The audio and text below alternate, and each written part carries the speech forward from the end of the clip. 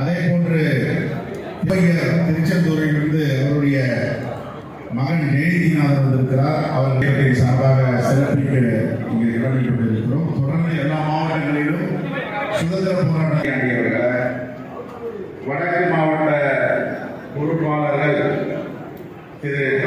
இன்று நிதிநிலை அறிக்கை தாக்கல் செய்யப்பட்டிருக்கிறது. இந்த நிதிநிலை அறிக்கை இந்த தேசத்திற்கான நிதிநிலை அறிக்கையா அல்லது ஆந்திராவுக்கும் பீகாருக்கும் மட்டுமான நிதிநிலை அறிக்கை என்பதை நிதி அமைச்சர் சொல்ல வேண்டும். ஒரு நிதிநிலை அறிக்கை என்பது யூனியன் கவர்மெண்ட், ஒன்றிய அரசு போடுகின்ற நிதிநிலை அறிக்கை. இந்த நிதிநிலை அறிக்கை பீகாருக்கும் ஆந்திர பிரதேசத்திற்கும் எதற்காக இவ்வளவு பெரிய முக்கியத்துவம்?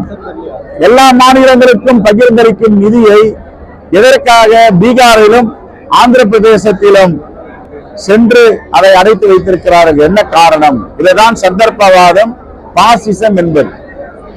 தம்முடைய ஆட்சியை காப்பாற்றிக் கொள்வதற்காக தனக்கு ஆதரவு தெரிவித்தால் நாங்கள் என்னென்ன செய்வோம், நிதி ஆதாரத்தை ஆந்திராவிற்கும் பீகாருக்கும் தருவோம் என்று உறுதிமொழி அளித்ததின் பேரில இப்பொழுது எல்லா மாநிலங்களிலுடைய நிதியையும் எடுத்து 2 மாநிலங்களுக்கு கொடுப்பது என்ன நியாயம், என்ன நீதி?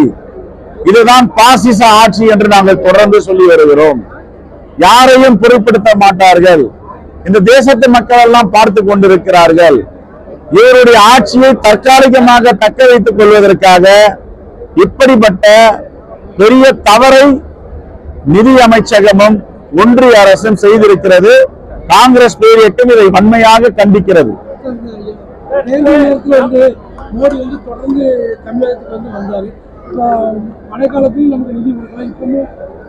15,000 கோடி மழைக்கால தடுப்பு வெள்ள நிவாரண நிதின்னு ஒதுக்கியிருக்காங்க.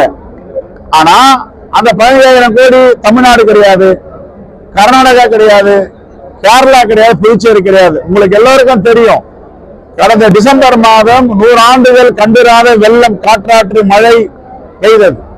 தூத்துக்குடி மாவட்டம் எவ்வளவு பெரிய பாதிப்புக்குள்ளானது அனைவருக்கும் தெரியும். ஆனா இதுவரை ஒரு நையா பைசா கூட ஒன்றிய அரசு கொடுக்கல. ஆட்சி மாற்றம் வந்திருக்கு. இந்த நிதிநிலையாவது ஏதாவது அறிவிப்பு செய்வாங்களா அப்படின்னு பார்த்தா எந்த இடத்திலும் தமிழ்நாடு என்ற பெயரையே நிதியமைச்சர் உச்சரிக்கவில்லை. இது வன்மையாக கண்டிக்கத்தக்கது. தொடர்ந்து தூத்துக்குடி மாவட்டம் மட்டுமல்ல, தமிழ்நாடை புறக்கணிக்கிறது ஒன்றிய அரசு.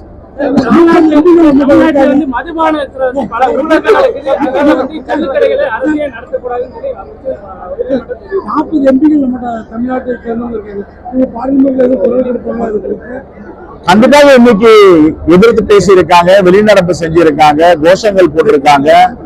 அதுக்கு இப்ப மக்களை திரட்டி மாண்புமிகு முதலமைச்சருக்கு என்னுடைய வேண்டுகோள் காங்கிரஸ் பேரியக்கத்தின் சார்பாக வைப்பது என்னவென்றால், மெட்ரோ ரயில் திட்டத்திற்கும் திட்டத்தை ஆதரித்துவிட்டு பணம் ஒதுக்குகிறோம் என்று பணம் ஒதுக்காமல் தமிழ்நாடு புறக்கணிக்கப்பட்டார்கள் கடந்த ஆண்டு. இப்பொழுது 3வது முறையாக ஆட்சி வந்திருக்கின்ற நரேந்திர மோடி அவர்கள் தமிழ்நாட்டை ஏன் வஞ்சிக்கிறார், தமிழ்நாட்டை ஏன் ஓரங்கட்டுகிறார்? மக்கள் திரள் போராட்டத்தை தமிழ்நாடு முதலமைச்சர் தலைமையில் நடத்த வேண்டும் காங்கிரஸ் பேரியக்கம் கேட்டுக்கொள்கிறது. காங்கிரஸ் பேரியக்கத்துடைய கொள்கை மது விலக்கு. இது காந்திய வழி வந்த காங்கிரஸ். மது அறவே ஒழிக்க வேண்டும், பூரண மது விலக்கு தான் எங்களுடைய கோரிக்கை.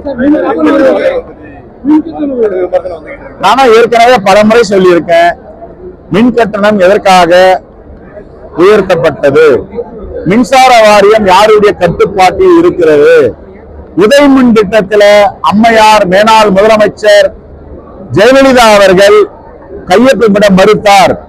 எதற்காக உதய் மின் திட்டத்தில் அம்மையார் ஜெயலலிதா கையொப்பமிட மறுத்தார் என்றால், உதய் மின் திட்டத்தில் சேர்ந்தால் தமிழ்நாட்டுடைய உரிமை மின்சார வாரியம் டான்ஜெட்கோ ஒன்றிய அரசுடைய கட்டுப்பாட்டுக்குள் சென்றுவிடும். ஆகையால் அவர்கள் மறுத்தார்கள். ஆனால் அதற்கு பிறகு அம்மாவுடைய மறைவுக்கு பிறகு ஆட்சிக்கு வந்தவர்கள் கையொப்பமிட்டார்கள். இப்பொழுது இதை யார் தீர்மானிக்கிறார்கள்? ஒன்றிய அரசு தீர்மானிக்கிறது.